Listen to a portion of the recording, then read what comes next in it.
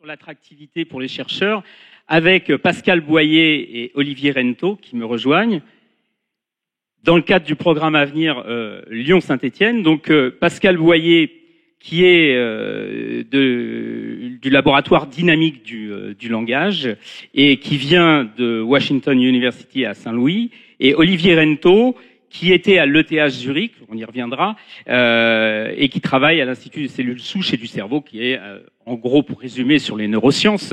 Donc, quelqu'un sur les sciences humaines et sociales et quelqu'un sur les neurosciences.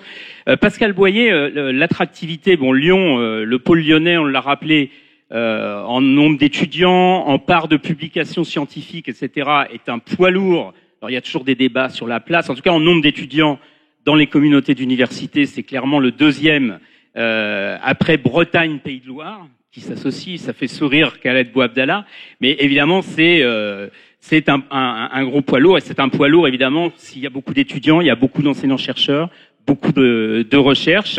Donc ce programme d'attractivité autour programme à venir Lyon-Saint-Étienne, vous en avez bénéficié sur des thématiques de recherche qui sont innovantes et qui vous permettent de les développer dans des conditions beaucoup plus satisfaisantes et qui vous ont permis de revenir ou de venir à Lyon. Alors Pascal Boyer, d'abord, à vous de nous expliquer un peu votre thématique de recherche. Oui, effectivement, je suis venu à Lyon, enfin est revenu à Lyon, parce que j'y étais il y a 14 ans, depuis les États-Unis, et j'ai découvert à nouveau les joies de l'administration française, qui sont un exotisme radical pour moi, mais le grand avantage... Et il travaille sur la complexité en termes de recherche en sciences humaines. C'est sans fin. Et je crois que la très grande attractivité du programme de package de l'Université de Lyon, c'était surtout d'offrir à des chercheurs qui veulent venir ici un programme complètement exceptionnel, qui est de totale liberté scientifique, d'avoir un budget tout à fait conséquent, la possibilité de faire venir des post-doctorants, des doctorants, d'avoir évidemment accès à tout le potentiel de richesse des étudiants déjà à Lyon. Donc ça, c'était quelque chose, une occasion qu'on ne peut pas laisser passer, vu ces conditions exceptionnelles. Alors, les chercheurs gémissent toujours que les programmes de recherche sont trop fléchés. Alors voilà un espèce de contrepoids à ça, qui est un programme qui est plutôt porté sur les personnes que sur... Sur quoi travaillez-vous alors ? Alors je travaille sur la perception des dangers et sur le fait que dans des sociétés modernes qui objectivement ont moins de risques, comportent moins de risques dans leur existence que des sociétés traditionnelles, on a une perception beaucoup plus aiguë des dangers. Alors, en gros, il s'agit de dangers comme le danger venu de la diversité culturelle, de l'immigration, des choses comme ça. Les dangers dus à la pollution, à la contamination. Les dangers dus à l'incertitude économique. Et en gros, le thème de mes recherches est pluridisciplinaire. Il est à la fois psychologique, il est de biologie évolutionniste et économique. C'est de comprendre en quoi notre esprit, qui est un esprit de l'âge de pierre, qui a évolué pour être un esprit de société primitive, comment il fait face à ces dangers complètement nouveaux pour nos sociétés. Voilà. Je peux vous donner un exemple très simple de ces choses qui est totalement familier à tout le monde. Tout le monde sait que tous les enfants ici ont absolument peur des loups et autres prédateurs, et ils sont très rares. Faut le dire à tous vos enfants, ils n'ont absolument pas peur des voitures ni des piscines, qui sont beaucoup plus meurtriers que les prédateurs. Mais les adultes aussi ont des craintes qui sont souvent sans proportion avec les risques effectifs, mais aussi qui sont vues en fonction de ce que pouvait être notre existence quand on a évolué comme être humain, c'est-à-dire 100 000 ans de vie comme des chasseurs-collecteurs dans des petites sociétés, et sans aucune industrie sérieuse, sans aucun commerce à grande échelle. Voilà. Quelle est l'équipe qui travaille avec vous ? Ça représente combien de personnes ? Alors, c'est pas très grand, mais on a deux post-doctorants, 2 doctorants et 3 techniciens. Donc ça c'est aussi une configuration de l'équipe qui est assez exceptionnelle, parce que dans un cadre universitaire, c'est pas toujours le cas qu'on puisse avoir autant de gens chercheurs et les concentrer en une place. Donc ça aussi, c'est un avantage que j'ai eu avec le programme PALS. D'accord. Voilà. Alors, On va revenir après dans un dialogue avec Olivier Rento. Alors Olivier Rento, moi ce qui m'a frappé quand j'ai discuté avec vous au téléphone avant, c'est que vous m'avez tout de suite dit, je suis arrivé à Lyon, il était à l'ETH Zurich, et comme il m'a dit, il est pas un exemple de la fuite des cerveaux, il est allé à l'ETH Zurich parce qu'il avait une thématique de recherche là-bas qu'il ne trouvait pas en France. C'était une motivation d'abord scientifique d'aller trouver une thématique de recherche pour faire sa thèse à l'ETH Zurich. Mais sa première phrase quand j'ai discuté avec lui, c'est et il parlait avec ses collègues, on s'est senti accueillis. Alors il m'a dit même, on a vu le président de l'université de Lyon, on s'est senti accueillis pour dire que c'était un cri du cœur par rapport peut-être à une tradition française qui n'est pas très bien établie comparativement aux universités étrangères. Alors est-ce que vous pouvez revenir justement sur ces conditions d'accueil que vous avez vécues à Lyon? Bonsoir à tous. Donc, les conditions d'accueil, comme Monsieur Catin le disait, ont été pour moi très très agréables. On a tout de suite été accueillis par le presse, on a tout de suite été informés des grands projets de l'université de Lyon. On s'est tout de suite senti non seulement accueillis mais informés. Et ça crée, je pense, un sentiment d'appartenance, qui est très très important, qui manque souvent dans les universités françaises. Qui est agréable pour les chercheurs, qui est tout aussi important pour les étudiants. Je sais que dans les universités en Suisse, en Angleterre, les étudiants sont non seulement accueillis, mais des petites choses comme des cérémonies de remise de diplômes, comme des alumni, suivre les étudiants sur plusieurs années une fois qu'ils ont quitté l'université, se renseigner sur leur devenir. À la fin, ces étudiants vont être le premier vecteur d'attractivité de l'université. S'ils sont contents d'être passés à un endroit, ils vont s'investir dans la publicité de cet endroit.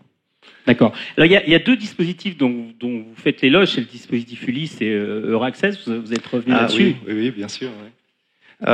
Donc Ulysse et Euraccess, c'était d'ailleurs Euraccess avant l'espace Ulysse.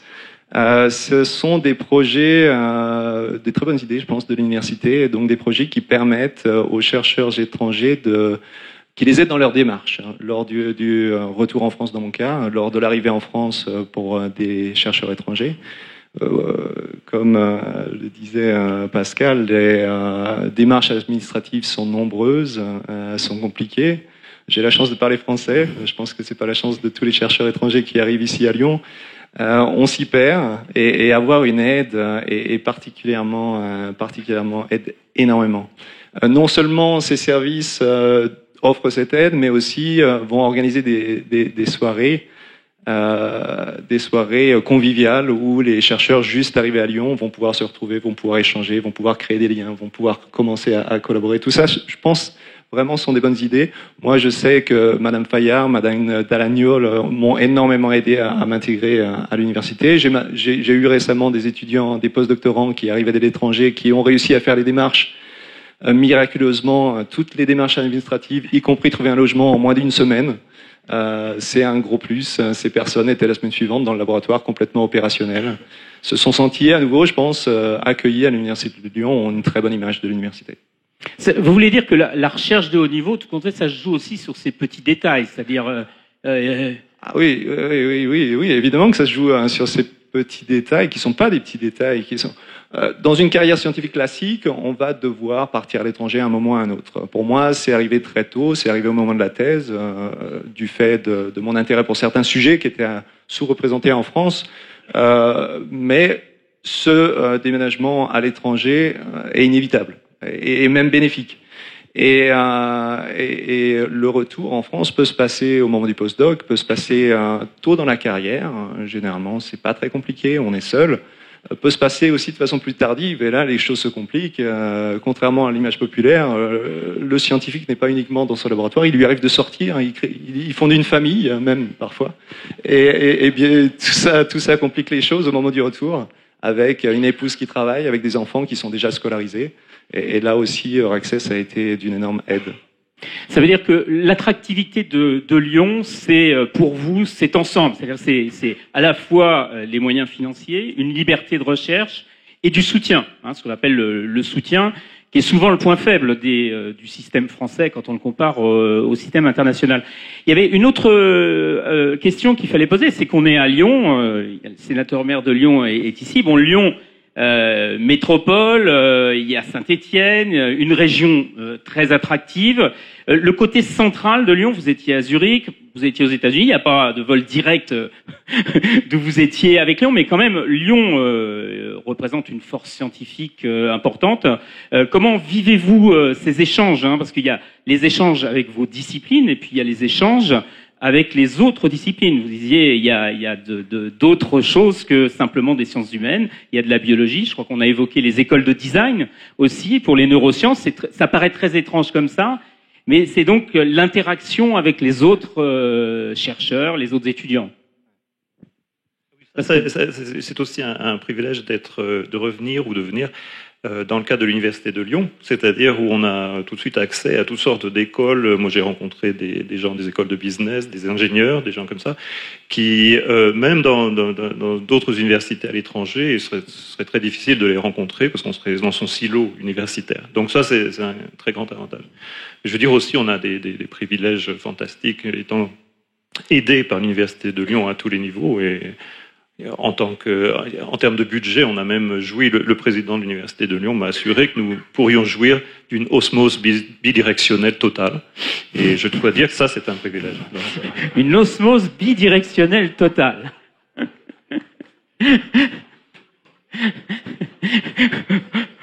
Olivier Rento. C'est quand même quelque chose. Sur la situation géographique, moi je sais que c'est un des atouts de Lyon, hein. C'est un des critères qui m'a attiré sur Lyon. Au niveau européen, on est à proximité de nombreux pays, on est notamment à proximité de la Suisse, qui, il faut le dire, est relativement bien financée en ce moment pour la recherche. Moi, ça m'a permis de garder mon laboratoire à Zurich pendant une période d'un an. J'ai fait des allers-retours entre Lyon et Zurich. Ça a été une période très productive, très intéressante. M'a permis aussi continuer à collaborer avec des groupes en Suisse. Je collabore toujours. Genève est à 1h30, donc ça c'est un gros atout. Au niveau français, les universités les plus actives en neurosciences sont à 2 heures de train pour la plupart. Je pense à Marseille, je pense à Paris, je pense à Montpellier, je pense aussi à Bordeaux. Cette position centrale est très intéressante pour créer des liens, pour créer des collaborations au niveau national. Au niveau des neurosciences et au niveau des disciplines, les neurosciences sont couvertes d'une façon très importante sur Lyon. On va des neurosciences développementales jusqu'aux neurosciences intégrées. Et ma thématique de recherche, et à nouveau c'était très attirant pour moi, s'intègre entre les deux avec les cellules souches, avec un intérêt pour le développement et avec un intérêt plus translationnel vers l'intégration des neurones nouvellement formés. Que pensez-vous aussi sur l'attractivité de l'Université de Lyon? On a vu tous les dispositifs pour améliorer la vie des étudiants. La vie des étudiants, ça ne se réduit pas simplement au restaurant universitaire et au logement. Il y a la vie des étudiants dans la journée, les amphis qu'évoquait Éric Morin-Comme, qui sont trustés aujourd'hui par ces étudiants. On a évoqué le problème des formations aussi en discutant un peu avant, parce que vous êtes chercheur. On sait que le système français a tendance souvent à séparer formation et recherche, c'est historique dans ce pays, mais il faut vous alimenter en étudiant, il faut des masters, etc. Est-ce qu'il y a des propositions? Est-ce qu'il y a aussi un bouillonnement autour de l'offre de formation pour l'attractivité de vos recherches et de Lyon? L'attractivité, oui, on a pu y goûter puisqu'on a eu ce financement IDEX qui nous a permis de recruter très rapidement des étudiants en thèse, des étudiants en postdoc. Donc on a passé des annonces, on était un peu curieux de voir si on allait recevoir beaucoup d'applications et je dois dire qu'on a reçu énormément d'applications. Donc je pense que l'attractivité, elle est là. Je pense qu'au niveau des masters, il y a des projets intéressants sur Lyon. Il y a des masters qui deviennent vraiment des masters internationaux. Le master de cancérologie est le meilleur exemple. Il s'est ouvert à l'international. La majeure partie des cours sont en anglais. Il y a une grosse proportion des étudiants qui viennent de l'étranger. C'est quelque chose qu'il faudrait faire dans tous les masters, y compris le master de neurosciences, qui est très bien, qui est en place, qui pourrait s'ouvrir comme ça pour attirer des étudiants de l'étranger. Ouais. Oui, je dois dire que mon programme est dans le cadre d'un LABEX, le LABEX Aslan, à l'Université Lyon de Lumière. Et c'est aussi le cas que ça a donné beaucoup plus d'attractivité à notre programme, parce qu'on a tout depuis les undergraduates, depuis les premières années jusqu'aux doctorants.